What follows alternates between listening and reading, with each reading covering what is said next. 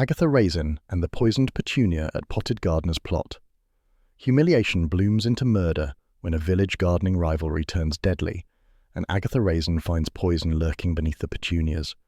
As gossip thickens and suspects sprout like weeds, Agatha digs for the truth. Where in the world are you listening from tonight? And subscribe so you never miss upcoming mysteries. Will this be as dull as it looks? Agatha muttered, eyeing the WI projector with deep suspicion. Doris Simpson shot her a warning look, the sort that suggested the evening would indeed be dull, but that Doris intended to enjoy every second of enforcing it. The WI hall buzzed with that brand of polite anticipation peculiar to village women who secretly hoped for scandal. Chairs scraped, programs were shuffled, someone coughed theatrically. Agatha regretted attending already. She should have stayed home with Hodge, who at least didn't judge her horticultural failures, unless one counted the time he'd urinated on her basil plant, which she did not. Doris cleared her throat. The hall braced. "Ladies," she began, "welcome to our educational evening, Gardens of Glory." She pressed a button with queenly self-importance. The projector clicked. Onto the screen appeared a magnificent display of roses in regimented rows. The hall gave a collective sigh of admiration. Agatha leaned back, unimpressed. She disliked roses on principle. They had thorns, smug faces, and made her sneeze. The next slide changed, revealing tubs of cheerful geraniums. The WI hummed approvingly again. Then Doris clicked one more time, and Agatha's stomach dropped. There, filling the screen, was her patio, not lovingly lit or taken from a flattering angle, but captured in the harsh sunlight of last summer. 3 pitiful tubs containing shriveled stalks, 1 broken pot, and a dead fern slumped like a fainting maiden. "Now," Doris announced, "this is an example of what happens when one overestimates one's abilities." The hall erupted. Laughter rolled from row to row, gentle at first, then unrestrained. Agatha felt heat climb up her neck. Her smile stiffened into something dangerous. "That photograph," she said loudly, "was taken by someone with a grudge." "Agatha dear," Doris replied sweetly, "it was from the Evesham Echo feature about village gardening. I believe you submitted it yourself." The laughter doubled. Someone actually wheezed. Agatha rose, ready to flee, hurl the projector at Doris, or both. But before she could select an appropriate response, Doris raised a hand. "Do sit down. We've a guest speaker." The lights came up slightly. A sleek woman glided forward, all black trousers, glossy hair, and expensive perfume. She smiled like someone unveiling a new luxury handbag. "I'm Saskia Bell," she purred, "founder of Potted Gardener's Plot, Castley's newest boutique community garden and tea room." Agatha blinked. Boutique garden? Tea room? She glanced around. The WI leaned forward as one organism alerted by the words tea and prestige. Saskia continued, gesturing elegantly. "We offer raised beds, curated planting sessions, heritage seeds, and of course our artisan tea room. We're inviting WI members to take plots. In fact," her eyes flicked over the hall like a shopper evaluating produce, "we'll soon be featured in Cotswold Living.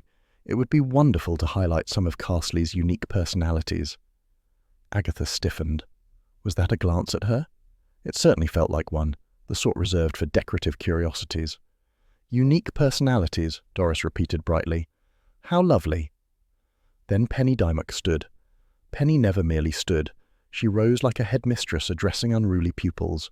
Her grey hair formed a helmet of disapproval. "Gardening cannot be bought," she declared.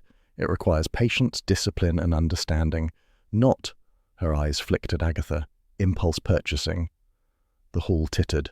That did it. "I," Agatha announced, "will take one of your beds, Miss Bell, and I shall grow something so magnificent that even she," she jabbed a finger toward Penny, "will choke on her envy." "Oh, Agatha," Penny said with a pitying smile, "one cannot choke on something non-existent." More laughter. Someone dropped a biscuit tin in mirth. Agatha sat down hard, cheeks flaming. She wished she had something to throw, preferably Penny. Just then her handbag vibrated. She dug inside. "What now?" she answered. "What?" Roy Silver's voice shrilled down the line. "Darling, you'll never believe this. I'm in a meeting," Agatha hissed. "What sort of meeting?" "A humiliation festival." "Sounds like your WI." "It is my WI." There was a delighted squeal. "Is it about gardening again?" "Oh, sweetie, don't," Agatha snapped. "Roy, if you don't stop laughing, I'll pot you," and hung up to the hall's unkind amusement. Saskia resumed her presentation. "Potted Gardener's plot has limited spaces," she said, "but we do prioritise keen participants. We're looking for people willing to be part of a visual success story." She clicked a slide showing Penny's prize-winning petunias, lush, vibrant, impossibly perfect. Saskia's gaze lingered on them with unsettling intensity. Agatha noticed. There was calculation there, a gleam of opportunity. Penny, preening under the attention, did not. Doris offered her diplomatic summary. "Well, this all sounds delightful. Perhaps we shall see Carsley flourish." Mabel Clegg muttered from the back. "Last time that woman ran a garden venture, Evesham Council nearly shut it for chemical muck-ups." A ripple of gossip spread like wildfire. Saskia's smile tightened. Agatha filed that under interesting and possibly scandalous. The talk concluded with polite applause. Chairs scraped again. Doris held court near the exit, accepting praise as though she had personally invented soil. Agatha marched out before anyone could speak to her. Pride rallied her spine. Vanity powered her stride. She would show them all. She would grow petunias so radiant that Penny Dymock would wither. The evening air bit pleasantly at her cheeks as she strode down the lane. Carsley cottage windows glowed softly. A dog barked somewhere. A bicycle rattled past. None of it soothed her. She rehearsed devastating retorts in her head. Impulse purchasing indeed. Bought, grown, or conjured. At least I attempt variety. Some people peek at headmistress and stay there. At home, Hodge greeted her with a dignified stretch, tail flicking as though assessing the level of drama she carried in. He sniffed her coat, decided she smelled of defeat, and padded away to sit where he could observe her more comfortably. Agatha slammed her handbag onto the kitchen table. "Well, you'd better learn to like flowers," she told Hodge, "because we are going to dominate that garden." He blinked slowly, unconvinced. She poured herself a modest glass of wine, strictly medicinal, and stared through the window. The night was crisp, the moon pale, the village quiet. Her humiliation still prickled, but something sharper stirred beneath it. Determination. Let Penny Dymock laugh. Let Doris preen. Let Saskia Bell parade her boutique nonsense. Agatha Raisin would become Carsley's gardening queen if it killed her, preferably not literally, though she suspected Penny might require some restraint. Hodge hopped onto a chair, kneaded the cushion, and curled up with regal indifference. "Fine," Agatha said. "Sleep. Tomorrow we begin." She switched off the light. In the darkness the humiliation still burned, but so did the resolve. It made a surprisingly cozy combination. Hodge stretched, yawned, and closed his eyes, as if blessing her ridiculous ambition with one tolerant sigh. The next morning, "Do try not to look lost, Agatha." Doris Simpson sniffed, clutching her handbag like a sceptre as she swept past the entrance to Potted Gardener's plot. Agatha privately hoped she would fall into one of the muddy ruts outside the gate, but Doris sailed on, irritatingly sure-footed. The sign-up day had attracted half of Carsley. People milled about with the earnest expressions of those preparing to argue over compost. Agatha had dressed with care. Smart jacket, tailored trousers, and boots chosen not for practicality, but for their status as the only pair that made her legs look suitably long. If she was going to garden, she would at least look magnificent doing so.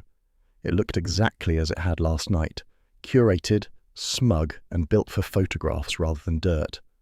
Agatha approved of that part. If she was going to suffer publicly, she intended to do it in good lighting. Saskia Bell fluttered among the crowd with a clipboard, exuding the serene bustle of someone who had practiced appearing serene. "Welcome," she trilled. "Do come in, Mrs. Raisin. We're assigning beds based on individual potential." "Good," Agatha said, pushing forward. "I'll take one near the tea room, centre stage." Saskia blinked, then produced a brilliant smile. "Of course. Visibility is so important." Agatha was not sure whether she meant for gardening or publicity, but she accepted the compliment anyway. She would have a grand bed with terracotta pots flanking it like loyal soldiers. A familiar voice cut through the hum. "Morning, everyone. What a fine day for getting your hands dirty." Penny Dymock arrived, carrying a tray of petunia seedlings so robust they looked inflated. People swarmed her instantly. Agatha frowned. "Show off." Penny overheard. "No need to be bitter, Agatha. Some of us simply have a natural gift." "Yes," Agatha replied, "and some of us have natural dignity. though apparently it's optional. Several villagers choked on laughter. Mabel Clegg, the village's unofficial guardian of traditional allotment ways, barged through the crowd, shaking her head.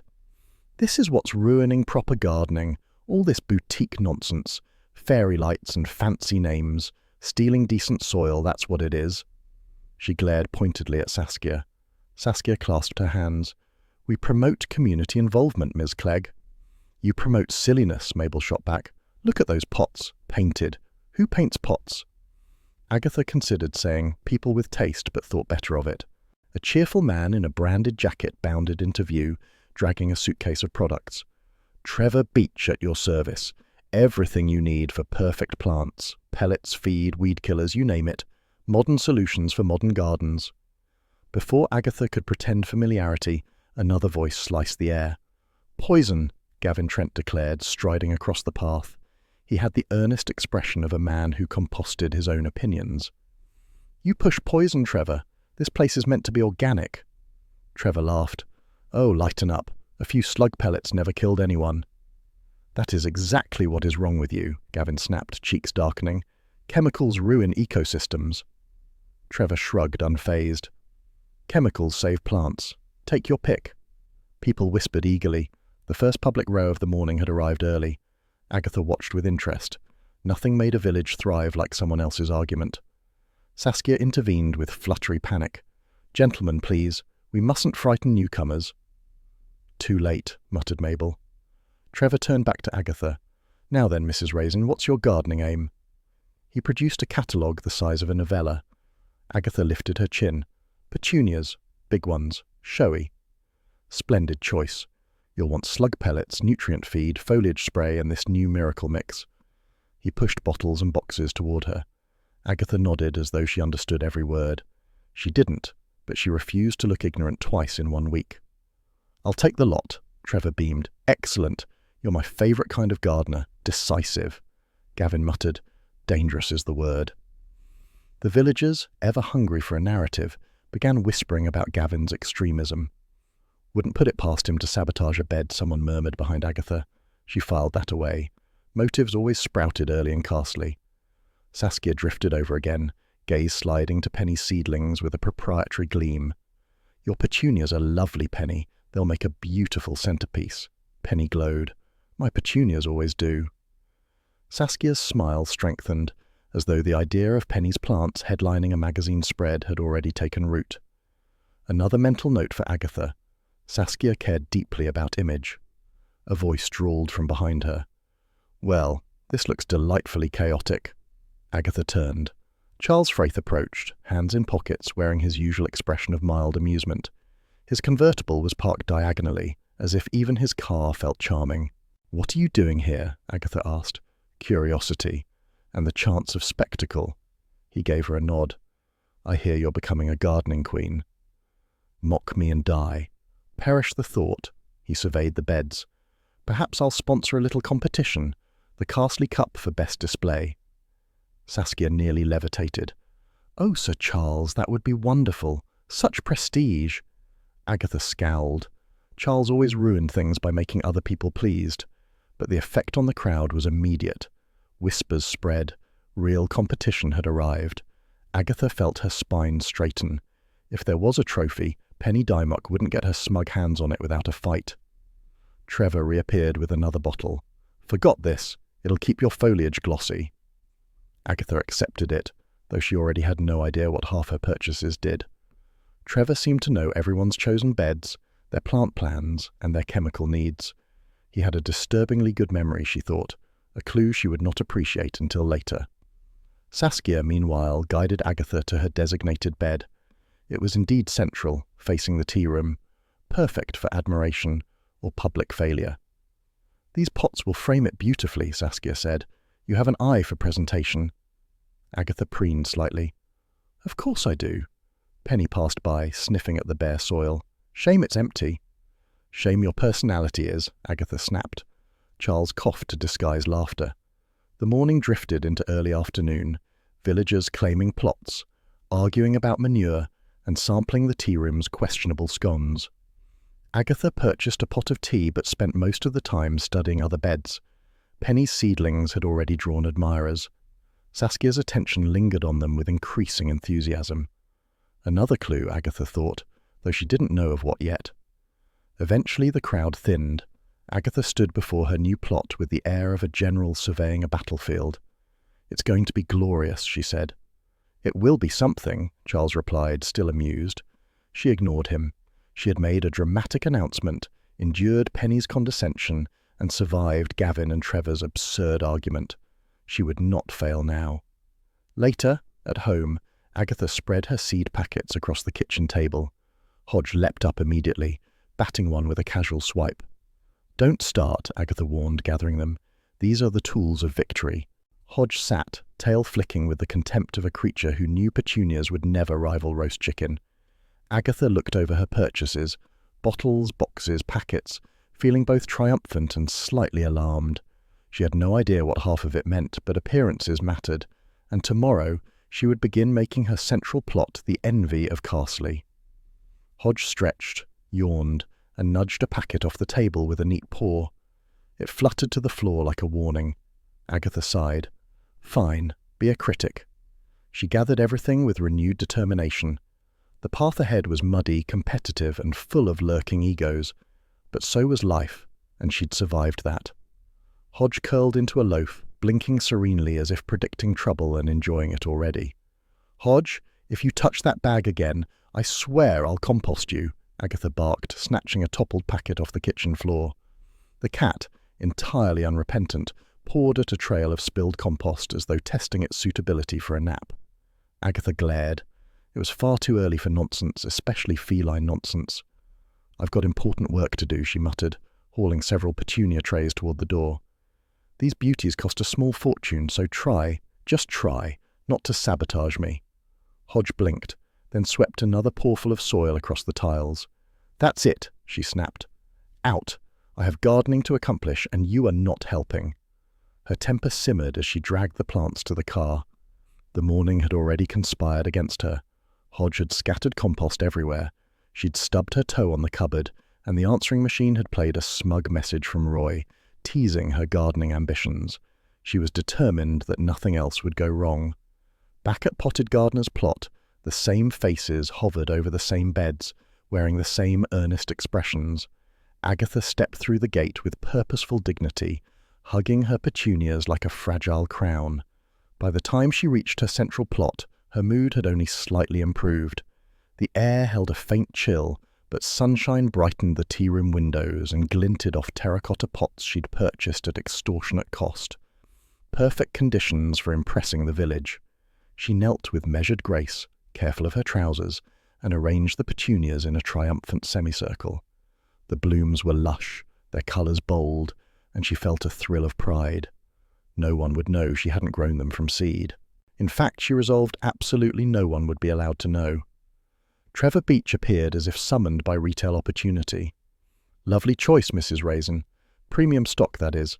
Very forgiving, unless mistreated, of course." "Nothing here will be mistreated," Agatha retorted, patting the soil firmly. "I intend to win whatever silly cup Charles dreams up." Trevor chuckled.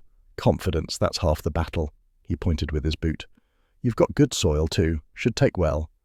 Agatha nodded with solemn authority, despite not knowing whether soil could take anything. Penny Dymock drifted past, carrying a watering can like a scepter. My, she said sweetly. "A bold display. Very bought." Agatha's hands clenched. "Bought or grown, at least mine won't be dead this year." Penny smiled in a way that suggested she doubted it.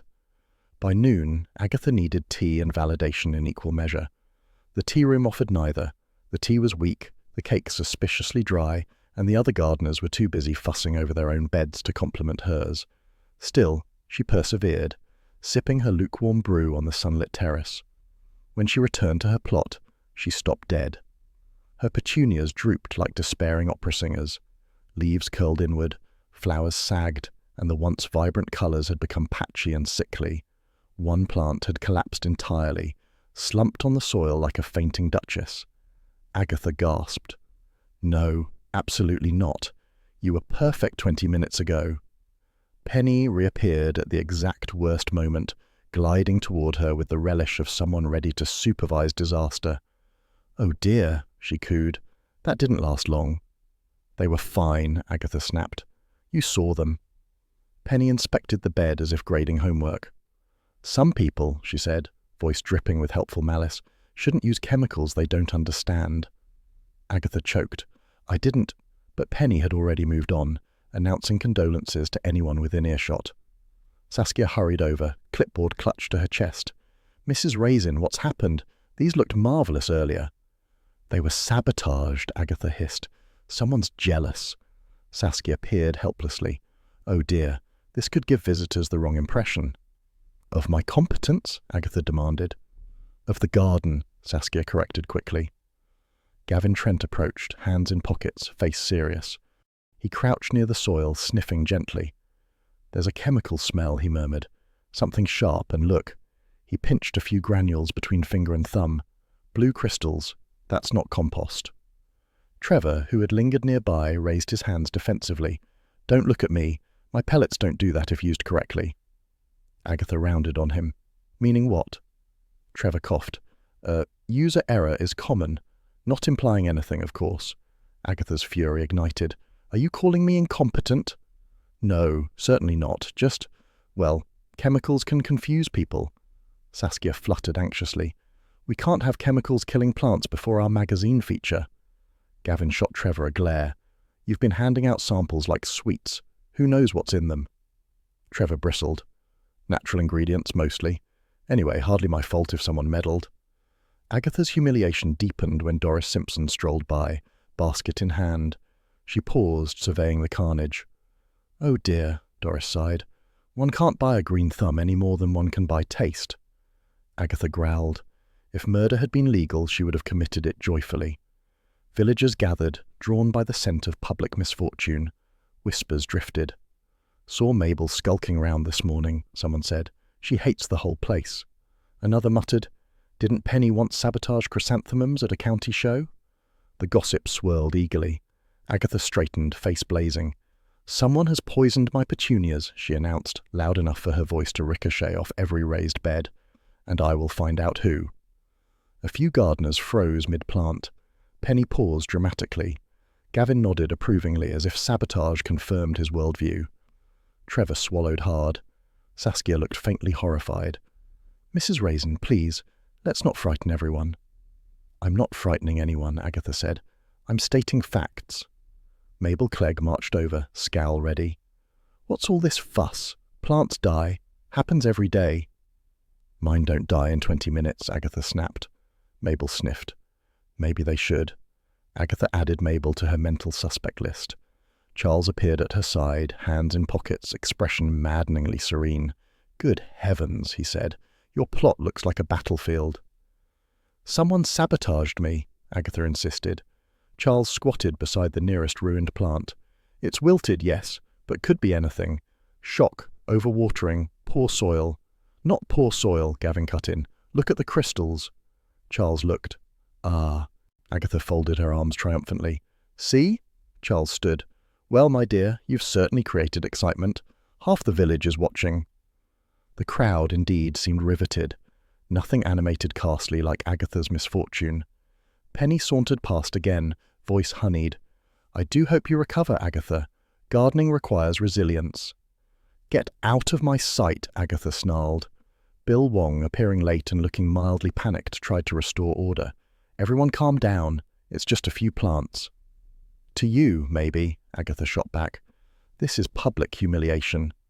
Bill sighed. "Let's gather facts before we blame anyone." But facts were already gathering. Gavin scraped more crystals from the soil. "This is concentrated, far too strong for casual use." Trevor flushed. "Could be anyone's. Plenty of people use slug pellets." Agatha glared at him. "And you sell them." "Yes, but suspicious," she declared. Trevor opened and closed his mouth, defeated. Saskia wrung her hands. "Please, let's not accuse people. This garden must appear harmonious." "It will appear poisoned if this keeps happening," Agatha snapped. "And I won't stand for it." She jabbed a finger at her ruined bed, voice ringing across the rows. "Someone is trying to sabotage me, but they've forgotten something." Charles murmured, Only one thing? Agatha ignored him. I will not be beaten, and when I discover who did this, the entire village will know. The crowd tensed, delighted. Later at home, Agatha marched into her kitchen, still vibrating with indignation. Hodge lounged on the table, tail wrapped around his paws, watching her with faint amusement. Well, she said, dropping her gardening gloves with dramatic flair, the war has begun. Hodge stretched lazily, as if he had expected nothing less. The following day, at the official opening fete, Doris Simpson intercepted her near the entrance, as if she'd been waiting for the chance. I'm not triumphant, Agatha retorted. I'm righteously indignant, entirely different. Doris sniffed. If you say so. The official opening fete had transformed the garden into something resembling a village fair run by people who owned too many scarves. Bunting fluttered, children darted between raised beds, and the WI stall groaned under Victoria sponges and slightly dry lemon drizzle. Agatha arrived in her best country ensemble, navy coat, silk scarf, and boots, tall enough to suggest competence. She wanted the world to know her petunias had been murdered, and she was prepared to inform anyone within range. She made a slow, purposeful circuit, pausing to greet people with the gravity of someone attending a diplomatic summit. Sabotage, she murmured to a startled vicar. Chemical warfare, she told two WI ladies. An assassination of blooms, she explained to a confused toddler. The toddler blinked. The mother hurried him away. Roy Silver appeared in a flurry of enthusiasm, waving a camera. Darling, hold still. Pretend you're surveying your horticultural kingdom. I don't have a kingdom, Agatha said. You will once I pitch this feature. From PR Dragon to Petunia Queen. It practically writes itself. Agatha preened despite herself. Well, if it helps expose the coward who killed my plants. Roy grinned. And who poisoned your flair for subtlety. Get on with it, she snapped, though not unkindly. Saskia Bell floated onto the small platform set up near the tea room door, tapping a microphone that squeaked ominously. Welcome, everyone. Today marks the official opening of Potted Gardener's Plot. Our mission is to celebrate community, beauty, and mindful planting. Mabel Clegg muttered, and overpriced compost. Saskia pressed on. Please gather for the ribbon-cutting ceremony. Penny Dimmock stepped forward, wearing a blazer that looked ironed onto her. She carried the self-assurance of someone who had won too many gardening rosettes and not enough personality prizes. Saskia handed her the scissors with ritual solemnity. Penny Dimmock, Saskia said, winner of countless regional awards, will present our golden petunia rosette for best early display. Agatha muttered, Of course you will. Charles Fraith, lounging nearby, murmured, One must admire consistency. Agatha elbowed him lightly. Penny made a speech that lasted an age, something about standards, dedication, effort, and how gardening was not for casual dabblers. That was followed by an extraordinary moment where she awarded the golden petunia to herself. A ripple of eye rolls travelled through the crowd. Trevor Beach hovered at the refreshments table, topping up pitchers of elderflower fizz and herbal tisanes. Topping up never stops, he said cheerfully to anyone who passed. His attempts at joviality clashed with Gavin Trent's stormy presence at the edge of the gathering. Gavin kept glaring at any bottle near the compost heap, as though preparing to stage a protest. Roy was busy snapping photos. Penny, hold the rosette nearer your face. No, not that near. Your pupils look wild. Penny pursed her lips. This is amateurish. Roy beamed. Thank you. Agatha drifted closer to Penny's display, longing to deflate her. Instead, she caught a faint scent drifting from Penny's mug sitting on a bench. Bitter, sharp, wrong. Not herbal, not pleasant. Something that made her nose wrinkle. What is she drinking? Agatha murmured. Her own special tisane, Saskia said, passing by. She brewed it in the tea-room kitchen, claims it's mixed from herbs she grows herself. Madness, Agatha said. People shouldn't grow ingredients they can't identify. Saskia laughed politely, clearly not listening. Penny finally sat, exhausted by her own speech. She lifted her mug, sipped, then frowned faintly. Strange, she murmured. She took another sip. Moments later she pressed a hand to her chest. Her face paled beneath its powdered armour. Agatha watched as Penny's eyes widened. She swayed, tried to speak, and collapsed against the bench with a strangled gasp. Someone screamed. A glass shattered. The crowd lurched into chaos. Bill Wong, who had only come for a quiet cup of tea and a break from paperwork, sprang forward. "Stand back! Give her air! Call an ambulance!" He knelt, checking her pulse, his calmness startling in the frenzy. Agatha hovered anxiously. "Bill, is it—" "Not now, Agatha." His voice was firm but kind. Saskia began shaking, her clipboard clutched to her chest. "This can't be happening. Not today. Not here." Trevor stood frozen, lemonade jug in hand. "Good Lord," he whispered. "She was fine earlier." Gavin looked furious and terrified. "Chemicals," he muttered. "I warned everyone." Paramedics arrived quickly, weaving through overturned chairs and horrified murmurs. They stabilized Penny, lifted her onto a stretcher, and hurried her away. She never regained consciousness, and she died later that evening in hospital. The tea-room door hung open, the scent of herbs drifting faintly. Bill exhaled, shoulders heavy. "I'll follow the ambulance," he said quietly to Agatha. "Don't stir anything." "Me?" Agatha asked, offended. "Yes, you." He left at once. The fate deflated like a punctured balloon. People gathered in tense clusters, whispering that Penny had been poisoned, that the tisane tasted odd, that she had argued violently with Gavin earlier, that Saskia looked panicked enough to faint herself. Rumours bloomed faster than weeds in spring. Agatha returned to Penny's seat, examining the abandoned mug. She lifted it to her nose. The bitter scent was unmistakable now. Nothing like the mild herbal blend served earlier. Something harsher and dangerous. A foxglove stalk swayed near Penny's bed, its purple bells brushing the soil. Agatha frowned. "That wasn't here before," she muttered. She glanced around, noting how it seemed oddly out of place among the neatly kept petunias. A memory pricked.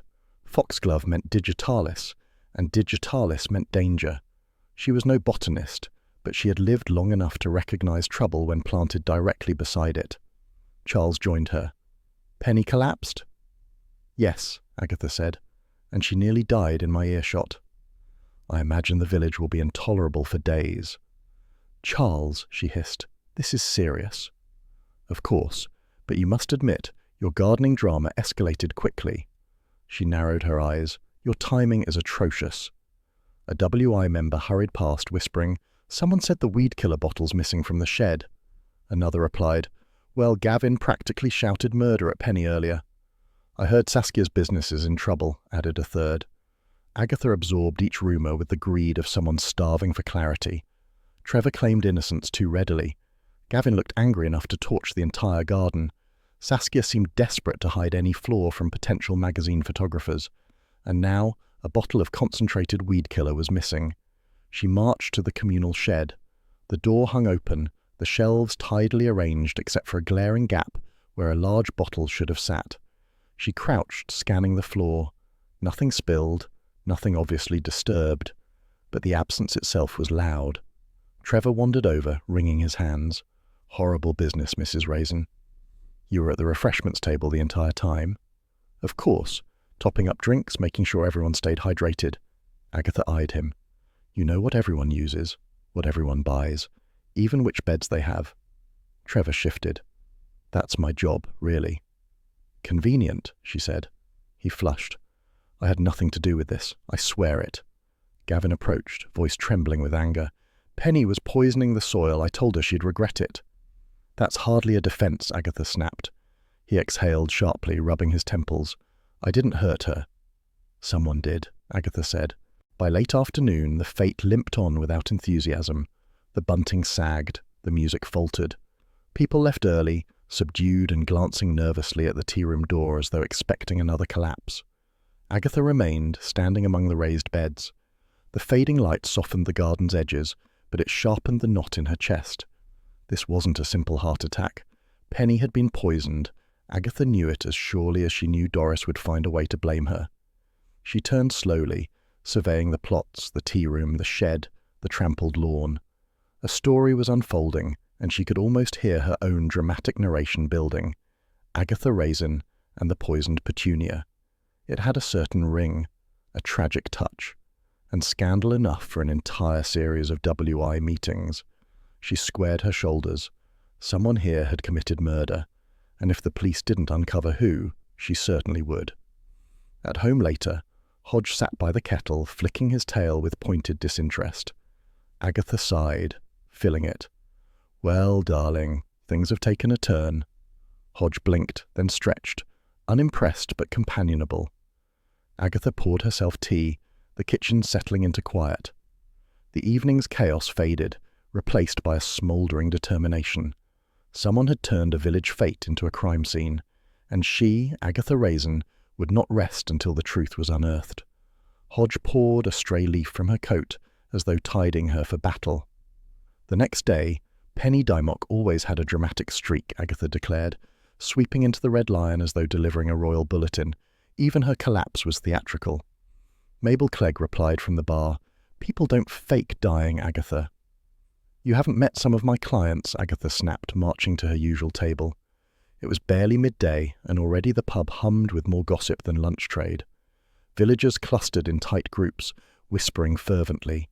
Penny's collapse at the fete had electrified Carsley. No one could resist speculating. The air smelled of chips, disinfectant, and scandal. Agatha sat with a gin and tonic. "Medicinal," she told the barman, and began arranging herself into the position of centre commentator. "Poisoned," she said loudly. "No question." Several heads turned. Exactly what she wanted. Roy Silver, having dashed from London upon hearing the news, slid into the seat opposite her. "Darling, you look radiant on outrage alone. Start from the top. Was there blood?" "Roy, this is Carsley, not the Tower of London." "So, minimal blood?" "None. Poison." Roy nodded thoughtfully. "Chic." Bill Wong arrived moments later, looking exhausted and already regretting entering the pub. He stopped at their table with the expression of a man preparing to treat two unruly children. "Agatha, can you please stop telling everyone Penny was poisoned?" "I'm not telling everyone. I'm just telling anyone who'll listen." "That's everyone," Bill sighed. He sat, lowering his voice. "Look, the hospital confirmed digitoxin poisoning. That's foxglove, digitalis. Not weed killer. Not slug pellets. Foxglove." Agatha's eyebrows shot up triumphantly. "Ha! I knew it was murder." "No," Bill said quickly, "not necessarily murder. Foxglove grows everywhere. Penny used herbs from her garden. It could be an accident." Agatha scoffed. Penny was many things. Tedious, smug, superior, but careless? Never. Mrs. Bloxby arrived at the table like a soft breeze. "Bill is right," she said gently. "People do make mistakes." "Not Penny," Agatha insisted. "She labelled everything. She probably labelled her labels." Bill tapped the table. "Funny you say that. Her kitchen had rows of jars, all labelled except for one. Mismatched jar, smudged writing. We've taken it for testing." Agatha leaned in. "A clue?" Bill straightened. "Not a clue. A detail." But Agatha was already assembling theories. Penny's herb jar tampered with. Foxglove near her bed. A bitter smell in her tisane. Sabotage felt like the only logical explanation, and if logic leaned toward drama, Agatha welcomed it. Roy ordered chips. "Darling, list your suspects. Every great detective needs their roster." Agatha considered. "Gavin Trent. He loathes chemicals and argued with Penny loudly about poisoning the soil. Perfect motive for a dramatic demonstration." Mrs. Bloxby shook her head. "Gavin's temper is sharp, but his heart is soft." "We don't arrest hearts," Agatha said. "We arrest motives." She ticked another name on her mental list. Trevor Beach. He deals in dangerous products, knows exactly what could kill someone and how quickly, and he was topping up drinks all afternoon. Roy gasped. "Poisoned by hospitality. Deliciously wicked." Mrs. Bloxby frowned. "I hope you're not enjoying this, Agatha." "Of course not," Agatha lied. She continued. "And Saskia, she's sunk everything into that garden. A death could ruin her business. Penny's collapse was catastrophic for her reputation." Mrs. Bloxby replied softly. "But why would she kill Penny at her own opening?" "To control the scandal," Agatha said. "People do very silly things under pressure." Bill rubbed his forehead. "Agatha, please don't go accusing people. Let us handle this." "You? Handle this?" she scoffed. "Bill, I say this with love, but if I waited for police efficiency, the murderer would have grandchildren before you solved it." Roy clapped. "Brutal. Accurate." Bill sighed again. "Fine, but don't interfere." Agatha ignored him. The pub grew louder with each new rumour. A WI member leaned in conspiratorially. "Did you hear? Penny once downgraded Saskia's friend in that London gardening feature. Ruined her chances at a book deal." Another chimed in. "Serves Penny right. Always so high and mighty." Mabel Clegg added darkly. "Penny deserved a taste of her own medicine." Agatha spun toward her. "What does that mean?" "Nothing," Mabel snapped. "Just a saying," but her scowl lingered. Roy nudged Agatha. "Darling, that sounded very murdery." Agatha nodded. "Oh yes, she's on the list." Bill stood. "I have to get back. Please, all of you, don't stir gossip." Agatha sipped her drink. "Gossip stirs itself." Bill left, muttering something about headaches. Mrs. Bloxby placed a gentle hand on Agatha's wrist. "Please be careful. This is tragic, not an opportunity for triumph." Agatha bristled, then softened.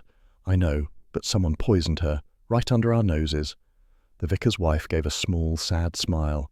"Sometimes things are not as deliberate as they seem." "But sometimes they are," Agatha said firmly. Roy returned with ketchup packets and a wicked grin. "So when do we interrogate Trevor? You can threaten him with gardening advice. That should terrify him." "Roy, this is serious," Agatha snapped. "But yes, soon." As they ate, Agatha replayed the fate in her mind.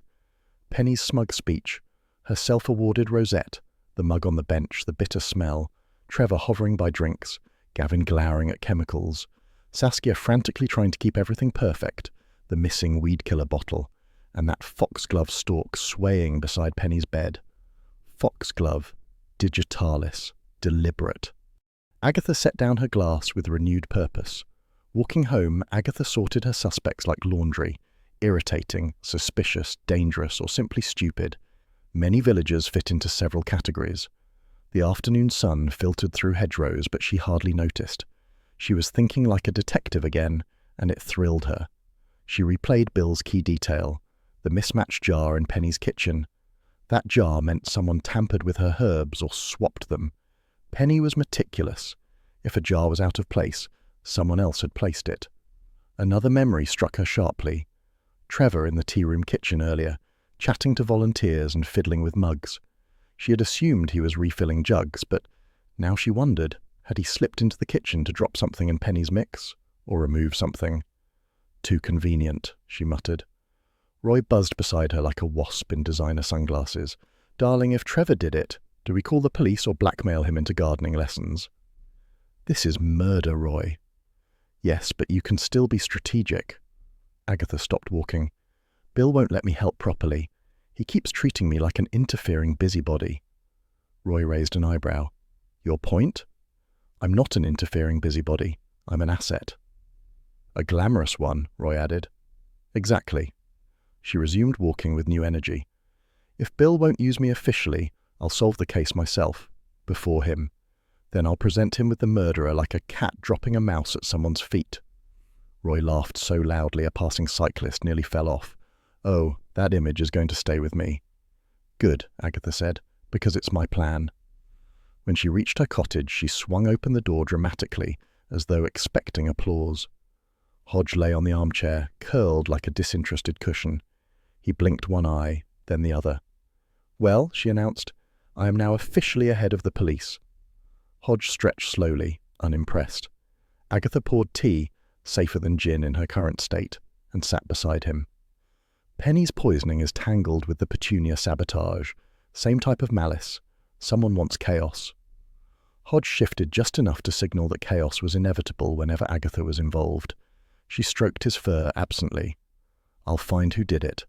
And when I do, Bill will have no choice but to admit I was right." Hodge yawned, then tucked his paws neatly beneath him. The kettle sighed behind her, the cottage settling into evening peace. Outside, gossip churned across Castley like weather, but inside Agatha's living room, a quiet certainty took root. She would solve this, and she fully intended to enjoy proving Bill wrong. "Charles, stop dawdling. We're investigating murder, not browsing antiques," Agatha snapped as they reached the gate of Potted Gardener's plot. "My dear, you bribed me with lunch, not urgency," Charles replied, pocketing his keys with leisurely charm. It was a bright, blustery afternoon, the sort that whipped scarves dramatically, which Agatha appreciated because it lent her stride heroic flair. She strode between the beds, eyes sharp, posture stiff with importance. Charles followed with mild amusement, hands in pockets, wearing the expression of a man who found homicide investigations excellent exercise. Agatha began her rounds with a thin veneer of casual friendliness. "Lovely day for gardening," she called to a woman who immediately looked nervous. Charles murmured, "Terrifying. They think you're here to judge their basil." Agatha ignored him. She had suspects to intimidate. Her first target was Gavin Trent, hunched over his organic compost heap like a monk guarding relics. His hair whipped in the wind. His expression remained tortured. "Gavin," Agatha began, "my condolences on your soil situation." Gavin looked up, eyes bleak. "Penny ruined everything. She wanted to bring in a sponsor Trevor found. Chemical products everywhere. It would have destroyed the entire organic project." Agatha tilted her head. "So you argued?" "Of course I argued. She threatened to push me out, said I was holding the project back." Charles arched a brow. "And now she's dead." Gavin flinched. "That doesn't solve anything. She's left me in debt, not victory." Agatha catalogued the peculiar phrasing. "Debt, you said?" "Yes," Gavin replied. "Financial mess. She handled negotiations. Now it's a disaster." Agatha stored the details suspiciously, though Charles whispered, "A bit dramatic even for a murderer." She shot him a look. Next, they found Saskia Bell near the tea room, rearranging fairy lights with the reverence of someone clinging to aesthetics for sanity. Her face looked drawn, her smile thinner than the wire she was untangling. "Saskia," Agatha said, "how are things?" Saskia deflated slightly. "Awful. Deposits withdrawn, members cancelling, a journalist phoning this morning asking whether I'm running a toxic death trap." Charles winced sympathetically. Agatha pounced. "A journalist? Who?" "I didn't catch the name. They were very abrupt." Agatha's imagination supplied tabloids screaming "Killer Kale" at Cotswold Garden. Saskia continued, "This place was supposed to save me. Now it may ruin me." She blinked hard. "And Trevor keeps talking about offering discounts. Discounts, as though slashing prices restores trust." Agatha fixed her with a narrow stare. "Speaking of Trevor, who has shed keys." Saskia hesitated. "Mostly me and Gavin, and Trevor for deliveries." "Deliveries at odd hours," Agatha said. "Well, sometimes he comes early, or late, or both." Agatha's eyes glittered. "Interesting." Charles murmured, "You sound like Poirot after skipping breakfast." Feeling triumphant, Agatha dragged Charles toward Mabel Clegg's patch. Mabel's roses, smug, glossy, survivable under nuclear blast, ruffled in the wind while their owner pruned them with alarming precision. "Mabel," Agatha said with false warmth. Mabel didn't look up. "If you're here to blame me, don't bother. I curse people, not kill them." Agatha blinked. "And who said anything about killing?" "You carry suspicion like perfume," Mabel replied dryly. "Besides, Penny humiliated me at the county show. I wouldn't give her the satisfaction of haunting me." Charles whispered, "Charming village." Agatha persisted. "Did you see anything suspicious?" Mabel snorted. "Everyone here is suspicious. Gavin's a zealot. Trevor's too cheerful. Saskia's too desperate. And you?" "Yes?" Agatha demanded. "Too nosy." Agatha bristled. Mabel resumed pruning with lethal serenity. Trevor Beach announced himself with a booming, "Free samples! Keep your gardens thriving!" He wheeled a crate toward them, face bright with salesman confidence. "Trevor," Agatha said sharply, "you're distributing products after a poisoning." He faltered only slightly. "Confidence-building exercise, tonic for the soul, and foxglove, you know, nature's original heart medicine." Agatha stared. "A woman dies from digitalis and you make foxglove jokes." Trevor blushed. "Poor taste. Very poor. My apologies." Charles picked up one of the sample tubs, turning it over. "What's this residue?" Trevor leaned closer. "Where?" "Here," Charles said, brushing a thumb along the rim. Faint blue powder streaked the plastic. Agatha's spine tingled. It matched the crystals found in her destroyed petunias. Trevor swallowed. "Probably transfer from stock. The warehouse can get messy." "Messy enough to kill flowers? Or people?" Agatha asked lightly. Trevor's voice cracked. "I didn't kill anyone." Saskia called Trevor away to help hang bunting salvaged from the Fate. As he hustled off, Agatha whispered, "That man is hiding something." Charles replied, "Or he's a buffoon coated in fertilizer dust." "Buffoons kill plenty," Agatha insisted. They wandered to Penny's former plot. The bed sat in neat order, except for one oddity. A foxglove stalk still swayed beside the border. Agatha knelt, fingers grazing the soil. "Only this bed has foxglove near harvest herbs." Charles crouched. "Coincidence?" "No," Agatha snapped. "Penny labelled everything. She would never plant something this dangerous beside her tea leaves." Charles looked thoughtful. "Someone planted it?" "Or transplanted," Agatha said. "Unless Penny suddenly grew reckless, which she didn't." Agatha stood, scanning the rows. Trevor's residue, his keys, his jokes, Gavin's anger, debt, temper, Saskia's panic, financial ruin, journalist call, Mabel's curses and Rose's routine. Too many motives, too many opportunities. Charles smiled. "You adore this." She drew herself up. "I am merely committed to truth." "You glow when lying," he said. She smacked his arm. They drifted toward the compost pile again, where Gavin sorted wilting stems with aggressive intensity. "Gavin," Agatha said abruptly, "did Penny mention any herbal experiments?" He looked confused. She liked blends, but she was careful. Terrifyingly careful. Charles folded his arms. "Meaning?" She measured leaves like a chemist. She'd never have mixed foxglove by accident. Agatha exchanged a glance with Charles. "Deliberate," she whispered. A shout rang across the plot. Saskia stood by the tea-room door, clutching the phone. Her face had drained of colour. "Everything all right?" Agatha called. Saskia shut the office door quickly. "Fine. Just fine." Agatha's suspicion surged. "Editor giving her trouble," she murmured. Charles raised an eyebrow. "You heard the call?" "No, but you didn't see her face." "True," he said. "It resembled curdled milk." Trevor reappeared moments later, passing out more cheerful samples. "Free for all. Restore your garden's glory." Agatha snatched a tub, inspecting the rim again. Blue speckles. A match. She cornered him behind a shed. "Trevor, where do these tubs come from?" "Warehouse in Mercester," he answered, startled. "Why?" "Because they look contaminated. It's fertilizer dust. Perfectly harmless." Agatha leaned close. "Then why did it kill my petunias?" Trevor stammered. "User error?" She bared her teeth. "Say that again." He fled. Charles chuckled softly. "You terrify the poor man." "He terrifies me more," she replied.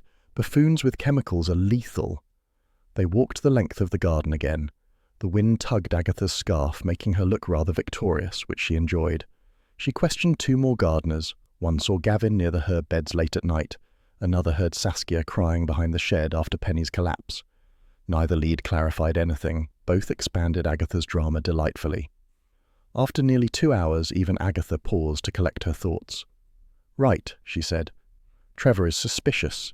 Keys, chemicals, residues, jokes. Gavin is volatile, threatened by Penny, financially ruined. Saskia is desperate, business on the brink, journalist sniffing. Mabel is resentful but harmless, probably." Charles nodded thoughtfully. "Trevor feels the likely suspect, but he's bumbling enough to be innocent by sheer stupidity." Agatha scowled. "I refuse to believe stupidity is a defence." "Tell that to Parliament," Charles murmured. She marched toward the gate. "We regroup, strategize, and gather more evidence." "We?" Charles asked. "Yes, we. Murder requires a team effort." "I thought murder required—" "Don't be pedantic," she snapped. Charles held the gate for her. "Well, my dear, you've interrogated half the village and terrified the other half. Progress?" "Results," Agatha corrected. "There's a difference." "Is there?" "Yes," she said, "but not one I can currently articulate." Back home, Agatha hung her coat with dramatic flourish. Hodge lounged atop the kitchen table, one paw draped elegantly over a seed packet. "Excuse me," she said, nudging him aside. "Detective returning." Hodge blinked disdainfully. Agatha boiled the kettle, thoughts racing. Clues dangled before her like ribbons. Trevor's residue, Gavin's despair, Saskia's panic, Mabel's grievance, that solitary foxglove stalk. A pattern hovered just out of reach. She sat beside Hodge, stroking his fur. Trevor might be guilty, or he might be an idiot, or both. Hodge stretched luxuriously, exposing his belly, pure manipulation. Agatha sighed. Fine, you're my only reliable colleague. The kettle clicked off, filling the quiet cottage with a comforting hum. Agatha poured her tea, mind sharpening again. Tomorrow, she said, I corner Trevor properly, and if he dodges questions again, I'll shake the truth out of him. Hodge tucked his paws, blinking with patient superiority. Agatha smiled faintly. Yes, I know. You'd solve it faster. He yawned, sealing the argument. Roy, stop adjusting your hair. We're interrogating someone, not filming a shampoo advert, Agatha snapped as they stepped into Evesham's High Street. Roy tutted. Darling, image is everything, especially when discussing murder over coffee. It was a soft, overcast afternoon, the kind that made shop windows glow warmly and pedestrians move with leisurely purpose. Agatha had dragged Roy out on the flimsy excuse of shopping, but he had known instantly that she was on an information hunt. Nothing about Agatha's stride said browsing. It said pursuit. Mrs. Bloxby had planted the seed earlier that morning with a gentle comment. Penny had a formidable teaching career, you know. Quite influential. In Mrs. Bloxby's vocabulary, influential often meant terrifying. Agatha had taken the hint. If Penny's past held skeletons, Agatha wanted them identified, catalogued, and preferably gossip-worthy. They located the boutique easily, a small, stylish shop selling clothes too expensive to look that plain. Behind the counter stood a woman in her 30s with a sharp bob, bright eyes, and the mildly startled expression of someone not used to seeing Agatha Raisin barrel through the door. "Excuse me," Agatha said briskly. "Were you once a pupil of Penny Dymock?" The woman blinked. "Goodness, yes, ages ago." Roy leaned over the counter charmingly. "We're doing a community remembrance piece." Agatha elbowed him. "We're investigating." The woman smiled nervously. "Investigating what?" "Her death," Agatha said bluntly. "We need details." They relocated to a nearby cafe, where the woman, introducing herself as Jennifer, ordered a mocha and immediately launched into memory. Penny was strict, terrifying, always right, always smug about being right, even when she wasn't. Agatha nodded. "That sounds like her." Jennifer continued. "There was an incident once, a cookery demonstration. I was about 14. Penny insisted we use herbs from the school garden. She said it taught respect for nature." Roy sighed dramatically. "Nature has no respect for us, dear." Jennifer smiled faintly, then sobered. A girl collapsed, turned pale and fainted. The whole class panicked. Penny claimed she was pretending to get attention, but the girl's parents threatened legal action. Agatha leaned forward. "Why?" "They said Penny didn't supervise the herbs properly. There was talk of poison plants. It became a minor scandal, though you'd never hear Penny admit it." Agatha felt her pulse quicken. "Do you remember what herbs were involved?" Jennifer frowned. "I mostly remember Penny yelling, but my mother, she kept clippings from the school newsletter. She said Penny was furious that anyone dared question her judgment." Agatha fixed her with a keen stare. "And did Penny know foxglove was dangerous?" Jennifer gave a short laugh. "She lectured us constantly that any fool should know foxglove leaves are poisonous. So, yes." Agatha sat back, triumphant. "Then she certainly wouldn't have mixed foxglove into her tisane by accident last week." Roy patted her hand. "Darling, please try to pretend you're shocked by murder, not delighted by deductive opportunities." Jennifer hesitated. "There's something else. My mother kept a folder of invoices from the school garden suppliers. They'd worked with a man who presented himself as some sort of horticultural fix-all, always cheerful, always selling something." Agatha's eyes narrowed. "Trevor Beach?" "Yes," Jennifer said. "That was the name. He supplied materials when Penny ran the garden." Agatha's mind buzzed. Trevor had known Penny for decades, knew her habits, knew her precision, knew her weaknesses. Jennifer fetched the dusty folder from the back of her boutique. Her mother had used it to prop up a wonky table. The invoices were faded but legible. Trevor's company name appeared on nearly all of them. Agatha traced a finger over the letters. "Long-standing access, long-standing familiarity." Roy whispered. "Long-standing motive. Delicious." Agatha tucked the invoice photocopies into her bag. Jennifer, this has been invaluable. Jennifer shrugged. Penny made enemies easily, but she also made people depend on her. It was complicated. Agatha softened. Thank you. Outside, Roy linked arms with her. Darling, you realize what we've discovered? A perfect headline. From poisoned schoolroom to poisoned Petunia. Agatha recoiled. Don't you dare pitch that. But it's fabulous. It's appalling, she said, though a small, traitorous part of her privately agreed the title was catchy. They walked past the twilight-lit shop fronts, Agatha's mind racing. A school scandal. A poisoned herb incident. Penny's arrogant dismissal. Trevor's ancient connection. It all hinted at motive, yet it felt too theatrical, too historical. Revenge left to simmer for decades. Possible, but rarely tidy. Roy broke her concentration. So what now? You confront Trevor and demand he confess to poisoning everyone from 1984 to last week? Don't be ridiculous, Agatha snapped. I'll ask cleverly, firmly, perhaps loudly. Roy snickered. So, demand he confesses. Agatha ignored him. They passed a charity shop window filled with chipped china and threadbare cardigans. Agatha slowed, watching the glass reflect the high street behind her. Do you know what bothers me? Your scarf sitting at a tragic angle, Roy offered. Roy. Fine. What bothers you? This scandal doesn't feel like the root. It's old, dusty. The past irritates people, but money ruins them. Roy blinked. Meaning? Meaning Penny's recent finances matter more. Gavin said she left him in debt. Saskia said deposits were being withdrawn. Trevor said business was booming, conveniently. Someone around that plot was desperate. Roy tilted his head. You don't think this was revenge for the schoolgirl incident? Possibly a red herring, Agatha murmured, and I refuse to chase herrings unless they're marinated and on toast. They reached the car park where Agatha's small hatchback waited sullenly. Roy put a hand on her sleeve. Darling, you look unusually thoughtful. Should I be alarmed? Agatha exhaled slowly. I'm thinking I may have let the scent of an old scandal distract me. Penny's murder feels rooted in something fresher, closer, something that began at the plot, not 30 years ago. But Trevor, knowing Penny for decades, gives him opportunity, Agatha finished, but motive, unsure.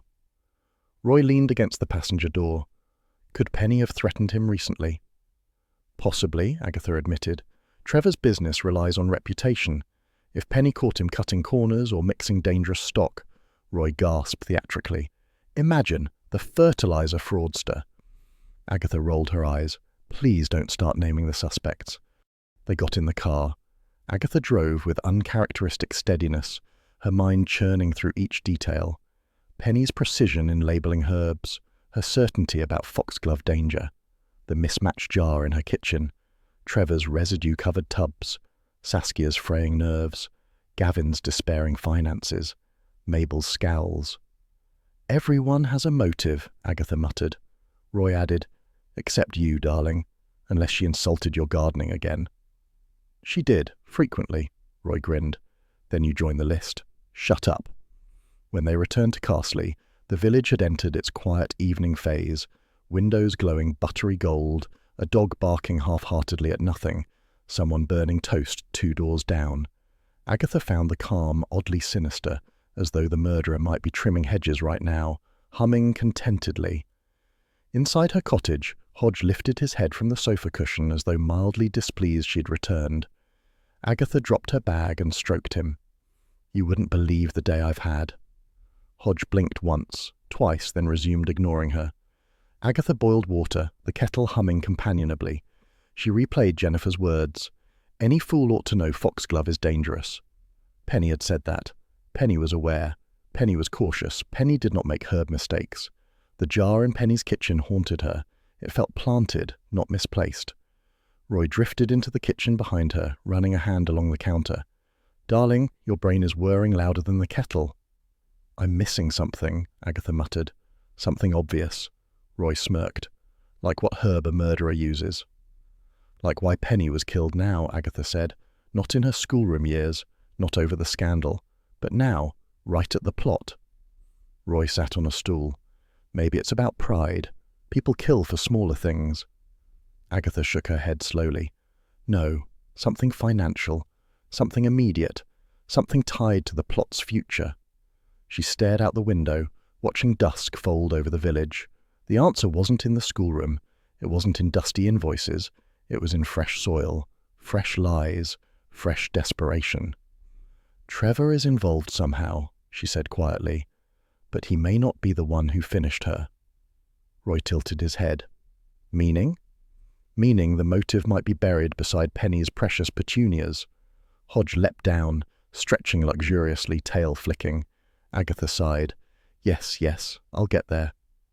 The kettle clicked off, filling the cottage with warm quiet. Roy murmured, Darling, you'll solve it. You always do. Agatha poured tea. I just hope Bill realizes I'm ahead of him. Hodge rubbed against her leg, the smallest encouragement. Agatha took a sip, eyes narrowing thoughtfully. Tomorrow I go back to the plot. Penny's past gave me distraction. Her present will give me truth. Hodge yawned, clearly unimpressed, but he stayed beside her. Bill Wong, don't pretend you didn't see me, Agatha called, striding toward him outside the Mercester police station. Bill stopped mid-step, shoulders sagging. Agatha, I'm late for a meeting. Nonsense, she said briskly. You're early for coffee. Before he could protest, she seized his sleeve and marched him toward the small cafe across the road. Bill, resigned, followed with the air of a man accepting his fate. They slipped into a booth, Agatha already signalling the waitress as though she owned the establishment. Bill folded his hands. Agatha, you can't keep pressuring me for information. I don't pressure, she said sweetly. I merely encourage. You interrogate. If you shared freely, interrogation wouldn't be necessary. Bill's sigh fogged his glasses, but she saw the faint smile he tried to suppress. He did like her, just wished she were quieter, calmer, and significantly less involved in murder inquiries. Once their coffees arrived, Agatha leaned forward. Right. Penny's finances. Tell me. Bill winced. I didn't say I'd tell. You sat down. That's consent. He rubbed his face. Agatha.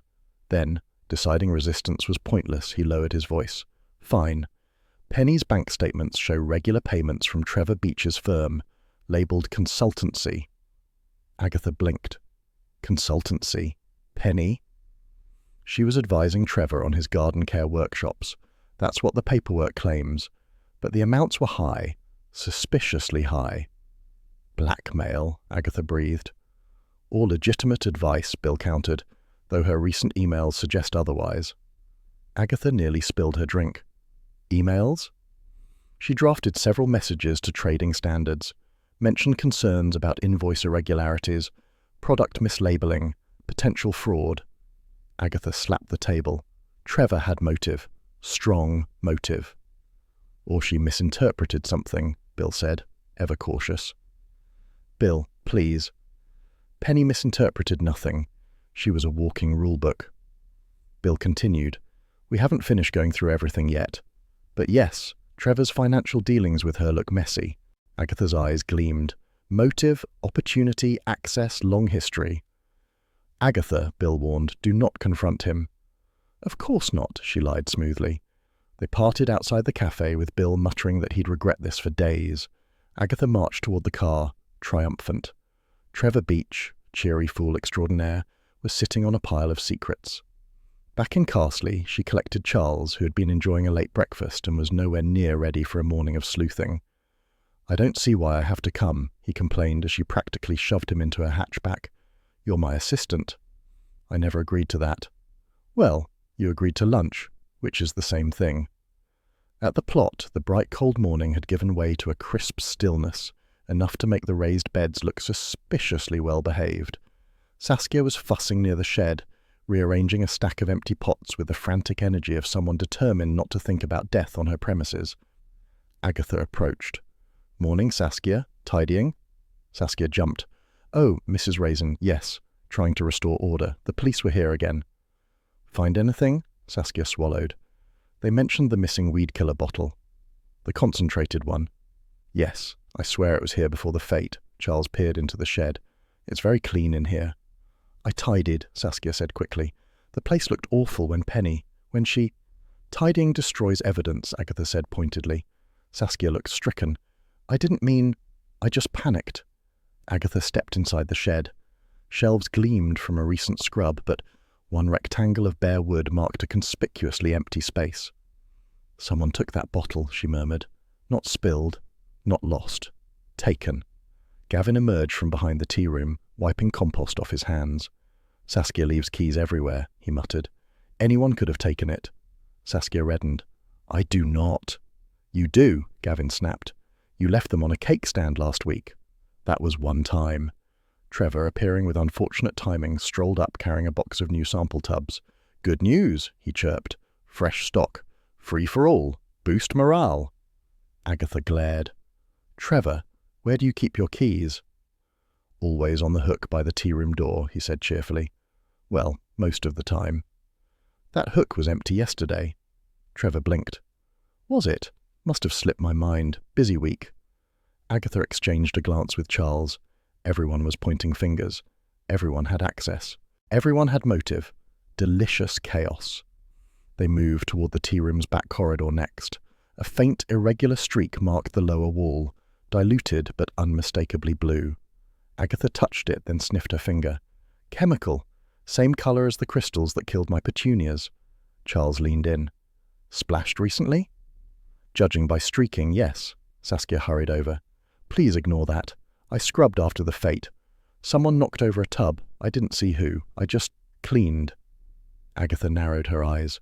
You're cleaning too much. I'm trying to make this place look respectable, Saskia cried. Everyone is saying it's cursed. Agatha turned to the kitchen. A stack of mugs sat drying by the sink. One, placed off to the side, held a faint pink ring. Lipstick. Penny's colour. Agatha picked it up. Why is this separate? Saskia paled. I washed everything. The police were coming, so You destroyed evidence, Agatha said. I didn't mean to. Charles softened. She panicked, Aggie. Agatha bristled at Aggie, but let it pass. Gavin barged in again. Trevor was in here before the ceremony, helping with drinks. I saw him washing something. Trevor, overhearing, squeaked, Helping! Just helping! Why? Agatha demanded. Trevor backed up until he hit the counter. I wanted things perfect. For the photos. Penny always said my presentation was sloppy. Charles folded his arms. Sloppy enough to leave stains, or create them. Trevor sputtered incoherently. Mabel Clegg swept through the tea-room doorway like an ill omen. Some people, she muttered loudly, are better off gone. Agatha pounced. Meaning? Mabel huffed. Meaning the plot ran smoother before Penny bossed everyone. Don't twist my words. If I killed everyone who annoyed me, I'd have to hire a groundskeeper for the cemetery. Charles murmured. Charming woman. A suspect, Agatha muttered. Not a very likely one, Charles replied. Everyone is likely until I say they're not. Agatha and Charles left the tea room for a circuit of the grounds. The morning sunshine burned off the cold, but Agatha barely noticed. Her mind hummed with clues. Trevor's consultancy payments, Penny's planned report to trading standards, the missing bottle. Blue crystals splashed against the wall. Penny's mug washed too fast. Saskia's nerves frayed to threads. Gavin's obsession with chemicals and fury at the mention of weed killer. Mabel's bitterness curling like smoke. They paused by Penny's bed. Everything leads back to Trevor, Agatha murmured. Which may mean he's innocent, Charles said lightly. Too obvious. Or guilty and stupid. Both common in men, Charles mused. She smacked his arm. Agatha crouched, examining the soil. A faint indentation near the back edge suggested something heavy had rested there. A bottle shape, perhaps. This might have been where the missing weed killer was placed before being moved. Meaning someone planned the scene. Meaning someone planned something, Agatha said darkly. A chilly breeze stirred the foxglove stalk. Agatha watched it sway, sinister and elegant. Foxglove killed her. Who placed it here remains the question. No accidents? Not with Penny. They continued through the plot. Gavin was now lecturing a bewildered couple on the dangers of synthetic fertilizers. Saskia was wiping down tables for the third time. Trevor was performing customer service like a man in a hostage situation. Mabel pruned roses viciously. All suspects, Agatha muttered. All flawed, Charles murmured, which is why I'll catch one.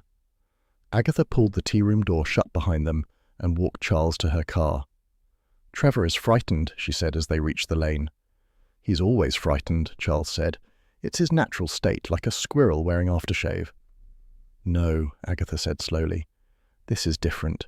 He's hiding something big. Charles leaned against the car. Let's review. Penny received payments from Trevor. She was preparing to expose him. She died drinking from a mug he had access to. Blue chemical stains matched the crystals from your bed. The missing bottle was near his demonstration table. Agatha nodded. He had motive, the strongest. If she reported him, he'd lose everything. And Saskia? Desperate, but not a killer, Agatha said, unless panic can poison plants. Gavin? Too earnest, too loud, too messy. Mabel? Too honest about wanting people gone. Charles smiled. So Trevor is your man. Agatha exhaled. Perhaps, but something still bothers me. If he was hiding financial irregularities, why involve Penny at all? Why pay her? Why let her near the plot? Charles shrugged. People make stupid business decisions. Trevor makes stupid life decisions, Agatha corrected, but this feels deliberate. They returned to Castley on foot, enjoying the crisp air. Well, Charles enjoyed it. Agatha marched, deep in thought. As her cottage came into view, she slowed. Everything revolves around Trevor, she murmured, but he acts cornered, not triumphant. Cornered men slip. That sounds like experience, Charles said. Shut up. Inside, Hodge lifted his head from the armchair cushion and blinked. Slow judgment. Agatha dropped her bag beside him. We're close, she said. Trevor's facade is cracking. Hodge stretched luxuriously as though unimpressed with her progress. Agatha boiled the kettle. The warm hum soothed her nerves. If Trevor's payments were bribes, why record them? If they were legitimate, why fear investigation? Hodge flicked an ear.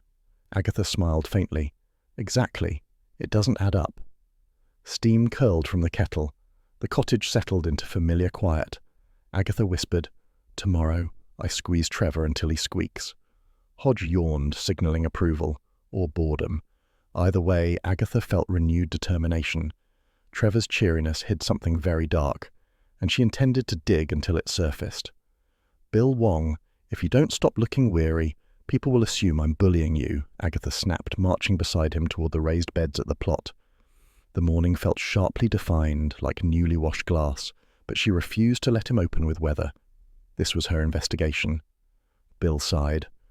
I said you could come because you keep uncovering details my team missed. Don't push it. Agatha beamed in triumph. I never push. I merely lead. Charles trailed behind them, hands in pockets, wearing boredom like a tailored coat.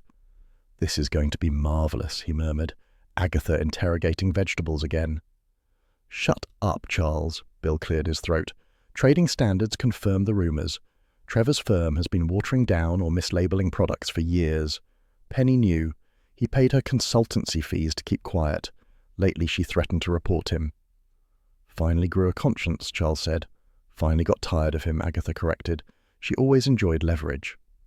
They stopped at Penny's plot.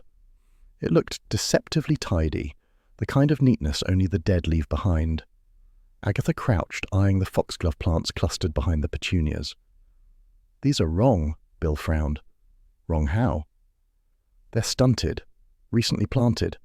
The soil round the base is different. There's less grit. Charles, reluctantly armed with a trowel, poked the patch. You owe me lunch if this turns out to be compost and worms. Dig, Agatha ordered. He dug. A scrap of laminated card surfaced, half rotted but readable enough. Lemon balm, Garden Fresh Centre. Agatha snatched it. A herb tray label, but these foxgloves clearly grew here instead. So someone swapped trays, Bill said, straightening, using packaging that would fool Penny in a hurry. Trevor sells trays and labels, Agatha said. He stocked the school years ago, remember? He's been around her forever. Bill exhaled slowly. Let's find him. Trevor appeared before he could be summoned, sauntering up the path with forced cheer. Morning. Hope the investigation isn't ruining the mood. His grin flickered, then steadied. Agatha stepped forward. Trevor, we found foxgloves planted where lemon balm was meant to be. Care to explain? Trevor stiffened. I wouldn't know. Penny must have planted them herself. Try again. Agatha's stare sharpened. She knew exactly how dangerous foxglove is. Digitalis is only fatal in high doses, Trevor said. Like the... He froze. Bill's eyebrows rose. Like the what, Trevor? The amount found in her system, Trevor muttered. That's what I heard. Nobody has released the dosage, Bill said softly. Not even to staff. Trevor's eyes darted toward the shed. Saskia hovered nearby, pale and brittle as if the plot itself might collapse at any moment. Trevor, she whispered, you said you were sorting deliveries that morning. He had keys, Agatha said to Bill, access whenever he liked. Trevor backed away, blustering. Penny begged for help. She wanted her teas to zing. I told her foxglove was medicinal but dangerous in the wrong concentration. If she mixed it wrong... Interesting, Agatha said. Penny may have been foolish, but she wasn't suicidal, and she never muddled her herbs. Trevor's bravado crumbled. She said she'd ruin me. She threatened trading standards. I couldn't. She didn't understand what exposing me would do. Kill your business, Charles suggested, or kill your reputation. Trevor's breath hitched. It was an accident. I only meant to frighten her, show her she needed me. You planted foxglove in her bed, Agatha said, and you laced the tisane she brewed. You hoped confusion or appearance of self-infliction would protect you. Trevor's expression spasmed. She wasn't supposed to drink it. She always drank her own teas first, Agatha said simply. A dreadful silence hung. Then Trevor bolted, sprinting between beds like a startled deer. Oh, for heaven's sake, Agatha snapped, launching after him, then immediately regretting it as one heel sank deep into the soil. Why do murderers insist on running? She kicked off the offending shoe and charged on, furious and lopsided. Charles groaned. Bill swore and followed. Trevor reached the shed door, fumbling at the latch. Saskia squealed. Gavin appeared, startled, holding a watering can like a weapon. Trevor hit a slick patch of compost, windmilled wildly, and plunged headfirst into a decorative water butt with a tremendous splash. Bill hauled him out by the collar as Agatha arrived breathless, shouting abuse, and Charles strolled up last, looking disgustingly composed. Trevor sagged. She was going to expose me.